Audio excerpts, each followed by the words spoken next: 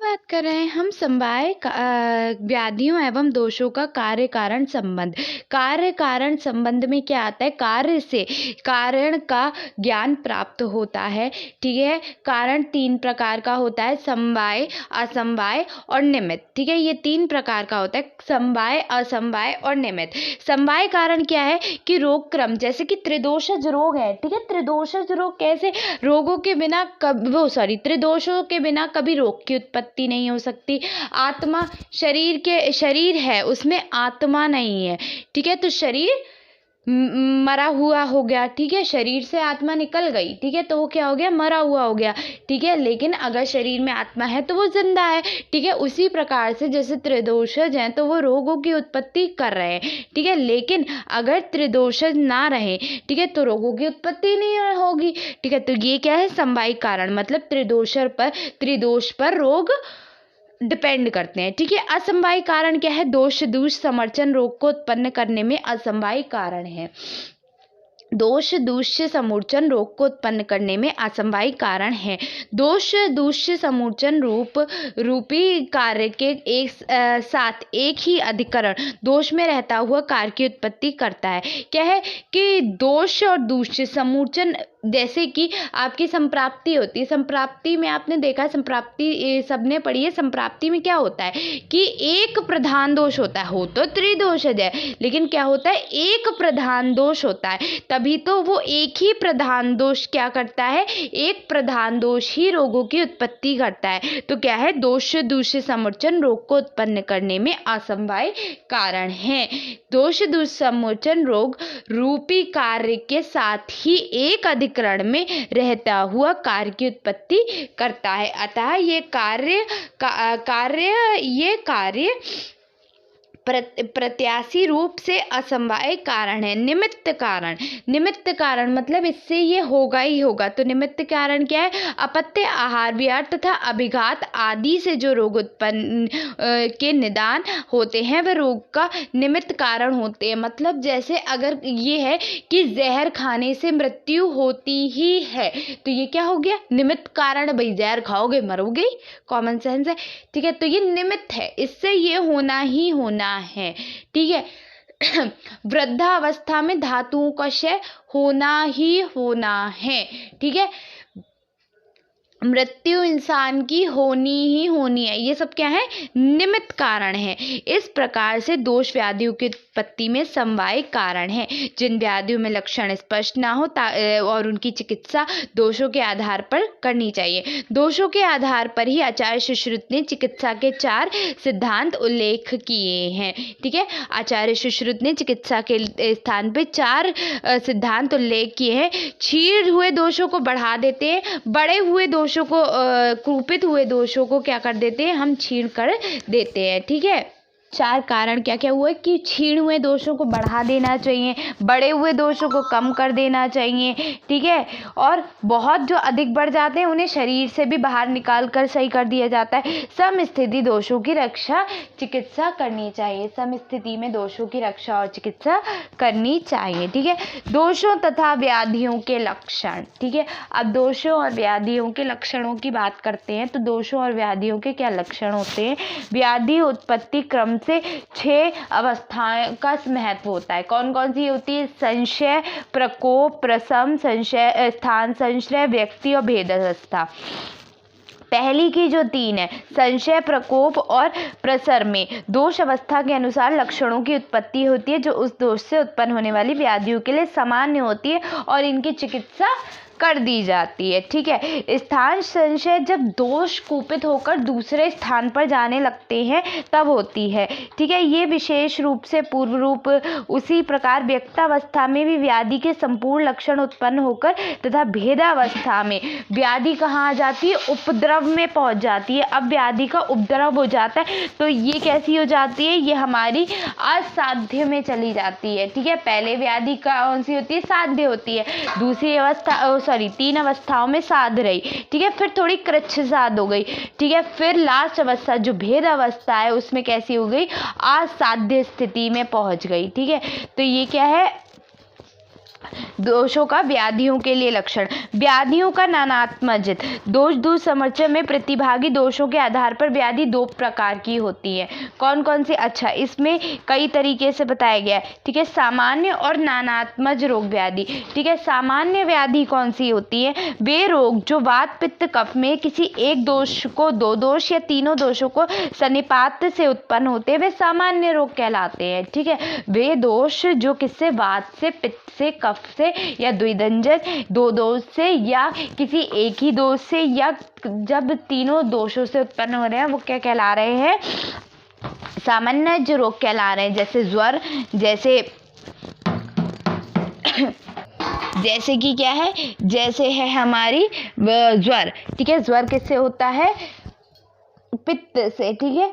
8 प्रकार की व्याधि है, मूत्राघात, उदर रोग, क्षीर दोष और वीर्य दोष, ठीक है। उसके बाद क्या है? 7 प्रकार का कुष्ठ, पिंडाय, विसर्प, 6 प्रकार का अतिसार, उदावर्त आदि, 5 प्रकार के गुल्म हो गए, हिक्का, श्वास, काश, तृष्णा, छद्री, आरोचक, शिरो रोग, हृदय रोग, पांडु, उन्माद आदि, 4 प्रकार के अपस्मार, अक्षी रोग, कर्ण रोग, प्रतिशैया, मुख रोग, ग्रहणी रोग, मद, मूर्छा, शोष, क्लय, 3 प्रकार के शोथ और रक्तपित्त, 2 प्रकार के ज्वर, कामला, आमज रोग, वातरक्त और अश, 1 प्रकार का उरु, स्तंभ, संन्यास, महागत, 20 प्रकार की कृमियों की जाति है, प्रमेय है, ठीक है। उसके बाद क्या है? नानात्मज रोग। जो रोग अपने से, मतलब जो रोग अपनी आत्मा से उत्पन्न होते हैं, वे नानात्मज रोग कहलाते हैं। जो आत्मज नहीं होते वे अनात्मज क्या होते हैं, तथा जो रोग अनात्मज भी नहीं होते हैं वे नानात्मज, अर्थात आत्मज होने ना होकर नानात्मज कहने का तात्पर्य केवल इन रोगों की एक दोषो उत्पत्ति को महत्व देना है। अर्थात ये रोग मात्र एक ही दोष से उत्पन्न होते हैं। किससे होते हैं? एक ही दोष के प्रकोपित होने पर ये उत्पन्न हो जाते हैं, ठीक है।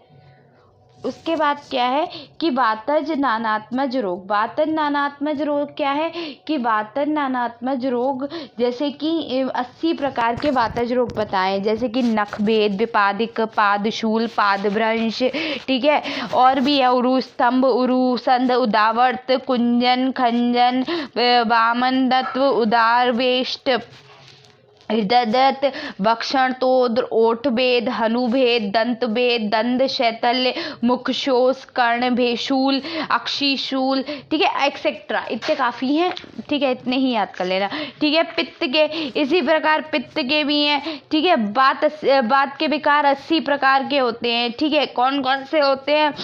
संस्त्रभ, भ्रंश, व्यास, संग, भेद, साध, हर्ष, तर्ष, कंप, वर्त, चाल, तोद, व्यथा, विचेष्टा, खर, परुष, विशद, सुशिर, अरुणवर्ण, कषाय, क्षोत, शूल, सुप्ति, विरसमुक्त आदि, ठीक है। इससे ज़्यादा मत लिखना, सही हो जाए। पित्तज नानात्मक रोग कैसे होते हैं, ठीक है। पित्तज के कितने हैं? 40 बताए गए हैं। उसी प्रकार कफ के 20 बताए गए हैं, ठीक है। 20 कम कर दिए गए हैं, ठीक है। तो क्या है? ओष, प्लोष, दाह, विदाह, अंतर्दाह, धूमक, अंग, गंध, अतिस्वेद, चर्म, जो उनके गुण होगा ना उसी से होगा, ठीक है। स्त्राव, कंडू, क्लेश, और्ण्य, स्वेद, क्लेद, ठीक है, ये सब है। मेदा पाक, गुटपाक, ठीक है। 40 प्रकार के विकारों के नाम उसी प्रकार दे रखे हैं कि विस्फोट, अम्लक, धूमक, और्ण्य, पाक, स्वेद, ठीक है, दरण, भ्रम, मूर्छा, अतृप्ति, ये सब है, ठीक है। कफज के क्या है? कफज नानात्मक, तृप्ति, तंद्रा, ठीक है, तृप्ति है, तंद्रा है, और क्या है? गुरुगात्रता, मुखस्राव, आलस्य, बालसक, अपक्ति, गलगंड, अतिस्थौल्य आदि, ठीक है। इससे कौन कौन से होते हैं? श्वेत, शैत्य, कंडू, कठिनता, सारे इनसे उत्पन्न होते हैं, ठीक है। उसके बाद व्याधि के आश्रय। अब बात आ रही है व्याधि का आश्रय क्या होता है।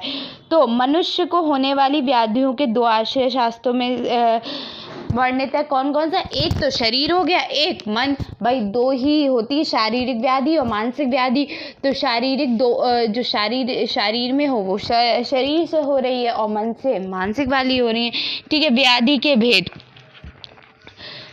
व्याधि के वेदों में चरक ने स्पष्ट किया है, तत्र व्याधि अपरिसंख्य भवन्ति तथा ना ही सर्व विकाराणाम नामो अस्ति ध्रुवस्थिता, अर्थात जो रोगों का आधिक्य होने से व अपरिण संकट होने से तथा प्रत्येक व्याधि का नामकरण करके उसे नामतः वर्णित करना संभव नहीं है। क्यों? पहली बात तो व्याधि असंख्य होती हैं, तो इसी तरीके से कुछ व्याधि ऐसी होती हैं जो जब व्याधि असंख्य हैं तो उन्हें बताना बहुत मुश्किल हो जाता है। ठीक है, एक विध व्याधि भेद। अब हम एक तरीके से व्याधि भेद की बात करें तो रुक और कर्मज। ठीक है, रुक क्या है? व्याधि एक प्रकार की होती है। सभी व्याधि के रोगों में वेदना की सत्ता सामान्य होने से रोगों को एक ही वर्ग में रखा जाता है। आचार्य हरत ने सभी व्याधियों का मूल कारण इस जन्म के या पूर्व जन्म को माना है। ये हो गया। ठीक है, द्विविध व्याधि की अगर भेद के देखें तो दश रोगानिक, यानी कि आचार्य चरक ने दश रोगानिक का वर्णन करके व्याधि के निम्न 5 प्रकार के द्विविध भेद किए हैं। ठीक है, प्रभाव भेद से व्याधि 2 प्रकार की होती हैं, साध्य और असाध्य। बल से भी 2 होती हैं, मृदु बल से भी 2 प्रकार की हो रही है, मृदु और दारुण। अधिष्ठान भेद से व्याधि 2 प्रकार की होती है, शरीर और मन। ठीक है, उसके बाद निमित्त भेद से भी व्याधि 2 प्रकार की हो रही है, स्वधातु वैषम्य और आगंतुज, यानी कि निज और आगंतुज। और आशय भेद से रोग पुनः 2 प्रकार के होते हैं, एक आमाशयगत और दूसरा पक्वाशयगत। ठीक है, उसके बाद से प्रकृति भेद से भी जो रोग है वो 2 प्रकार का हो रहा है, निज और आगंतुक। शल्य तंत्र की दृष्टि से शस्त्र साध्य और स्नेह अधिकृत, प्राकृत से भी और वैकृत से भी, प्राकृतिक और वैकृतिक। ठीक है, प्रधान भेद से अनुबंध पुनः 2 प्रकार का होता है, कर्मज, पूर्वज और ठीक है, पूर्वज और पश्चातज। ठीक है, अनुबंध है और अनुबंध है। ठीक है, प्राधान्य 2 प्रकार का होता है, अनुबंध और अनुबंध। कर्म भेद से प्रत्युत्पन्न और पूर्व जन्म। ठीक है, साध्यता असाध्यता की दृष्टि से साध्य, सुख साध्य और कृच्छ साध्य, असाध्य से याप्य और प्रत्याख्य। ठीक है, उसके बाद दोषानुसार भेद, सामान्य और नानात्मज। तो ये हो गए। ठीक है, अच्छा, प्रभाव भेद से जो बताया गया वो क्या बताया गया? साध्य और असाध्य। साध्य क्या होता है? जो व्याधि हम ट्रीटमेंट, जिन व्याधियों को हम ठीक कर सकते हैं वो साध्य होती हैं। इसमें से 2 व्याधि और भी होती है, सुख साध्य और कृच्छ साध्य। ठीक है, लेकिन असाध्य क्या होती है? एक तो याप्य होती है, जिन्हें बहुत कठिनाइयों से ठीक किया जा सकता है, और दूसरी क्या होती है? जिन्हें हम ठीक ही नहीं कर सकते हैं। ठीक है, वो क्या कहलाती है? हमारी असाध्य कहलाती है। बल भेद से 2 होती है, मृदु और दारुण। मृदु का मतलब होगी जो आसानी से ठीक हो सकती है, मतलब मृदु का मतलब हुआ कि जो हीन बल वालों में होती हैं,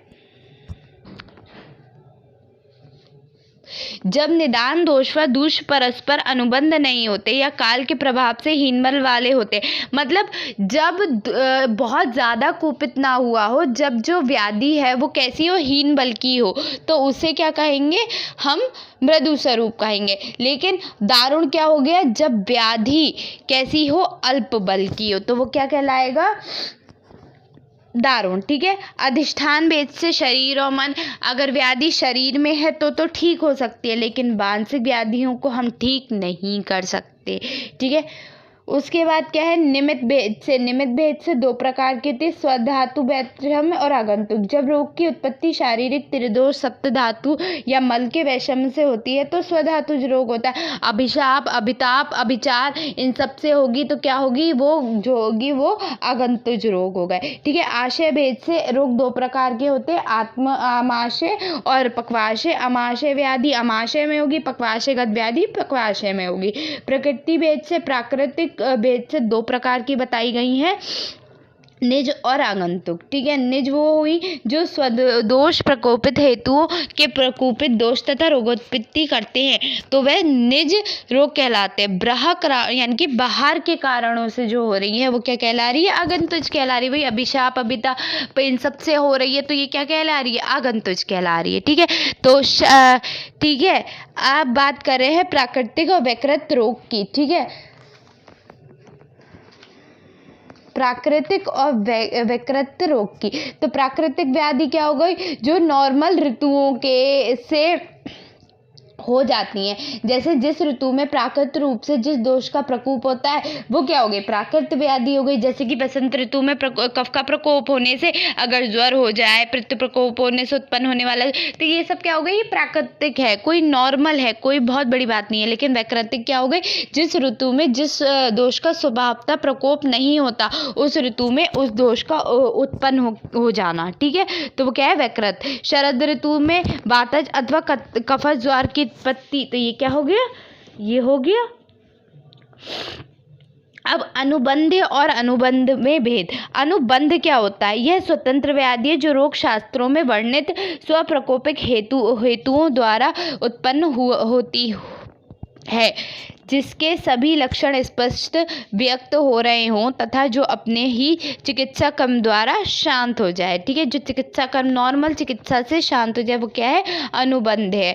अनुबंध, जो रोग दूसरे को प्रकोपित हेतुओं द्वारा उत्पन्न हो तथा दूसरे रोगों की चिकित्सा करने पर शांत हो। मतलब क्या है, जो रोग दूसरे के प्रकोपित हेतुओं के द्वारा उत्पन्न हो और चिकित्सा तथा दूसरे रोग की चिकित्सा करते हुए शांत हो जाए। ठीक है, ये क्या है, अनुबंध है कहलाता है। यह परतंत्र व्याधि है। ये कैसी व्याधि है, परतंत्र। ठीक है, ये दोबारा भी उत्पन्न हो सकती है। अच्छा, इसके दो टाइप्स बताए थे, पूर्वज और पश्चातज। ठीक है, पूर्वज यानी कि पूर्व रूप, पूर्व में उत्पन्न हुई हो। ठीक है, लक्षण इसके पहले ही उत्पन्न हो गए हो। ठीक है, उसके बाद क्या है, पश्चात, जो लक्षण रोग उत्पन्न होने के बाद में उपद्रव उत्पन्न होते हैं वे क्या है, पश्चात। ठीक है, तो नेक्स्ट है कर्म भेद से। ठीक है, कर्म भेद से क्या थी, वही पश्चात प्रत्युत्पन्न कर्म और पूर्व कर्म। तो पूर्व कर्म मतलब पूर्व कर्म के फल के स्वरूप और इस जन्म में कर्मों के फल के स्वरूप, मतलब हमने गलत मिथ्या आहार विहार ले लिया, हो गया। ठीक है, पूर्व कर्म पहले कोई काम किया और पूर्व जन्म में बस हो गया, इसलिए। ठीक है, उसके बाद नेक्स्ट है साध्यता असाध्यता की दृष्टि से अगर बात करें तो साध्यता असाध्यता की दृष्टि से सुख साध्य और कृच्छ साध्य। ठीक है, साध्यता की दृष्टि से साध्यता कौन सी हो गई, जो व्याधि हम जिनकी चिकित्सा आसानी से कर सकते हैं वो तो सुख साध्य और कृच्छ साध्य। सुख साध्य, ठीक है, सुख साध्य कैसे होगी, जिस रोग के प्रकोपित हेतु पूर्व रूप अल्प हो, जिसके दूष्य दोष के समान गुण वाले ना हो, दोषी रोगी को प्रकृति के समान ना हो, देश और काल प्रकोपित होने दोष के समान ना हो, रोग मर्म स्थान पर उत्पन्न ना हुए, ऐसी जो सुख शांति से ठीक हो जाए, ज़्यादा वैगुण ना करे। ठीक है, वो क्या है, हमारा सुख साध्य है।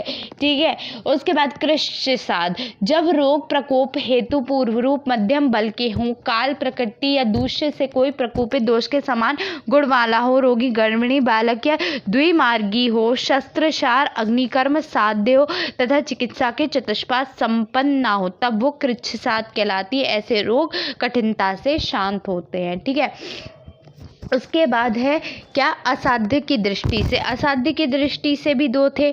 ठीक है, असाध्य की दृष्टि से क्या थे, याप्य और प्रथाख्य। ठीक है, जो रोग असाध्य हो किंतु उनकी चिकित्सा व पथ्य प्रयोग से रोगी जीवित रहे, अर्थात रोगी का जीवन यापन होता रहे। ठीक है, ये क्या है, याप्य। प्रत्याप्य प्रतियाख्य क्या है, इन रोगों को अनुपकरण भी कहा जाता है। रोगी की इंद्रियां शिथिल हो, रोगी दुर्बल हो, अरिष्ट हो, उस व्याधि को प्रकाट्य जानना चाहिए, मतलब जिसके पश्चात हमें मृत्यु होगी, हमें ये पता हो कि इसके पश्चात मृत्यु होने वाली है, ऐसे रोगी की चिकित्सा करते हुए लाभ प्राप्त नहीं होगा और क्या होगा,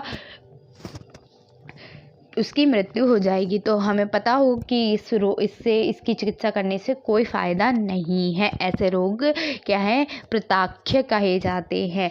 ठीक है, अब क्या है कि दोष अनुसार भेद। रोग आरंभ दोषों के आधार पर रोग दो प्रकार के हैं, सामान्य और नानात्मज व्याधि। अभी बता चुके त्रिविध व्याधि। त्रिविध क्या है, त्रिविध यानी कि तीन प्रकार की व्याधि। ठीक है, हमने अभी पढ़ी थी दो प्रकार की व्याधि, जितनी पढ़ी दो प्रकार की थी, दो दो प्रकार आते, किसी में तीन नहीं आए। अब तीन प्रकार की पढ़ लेते हैं। ठीक है, बात घूम फिर के वहीं आनी है।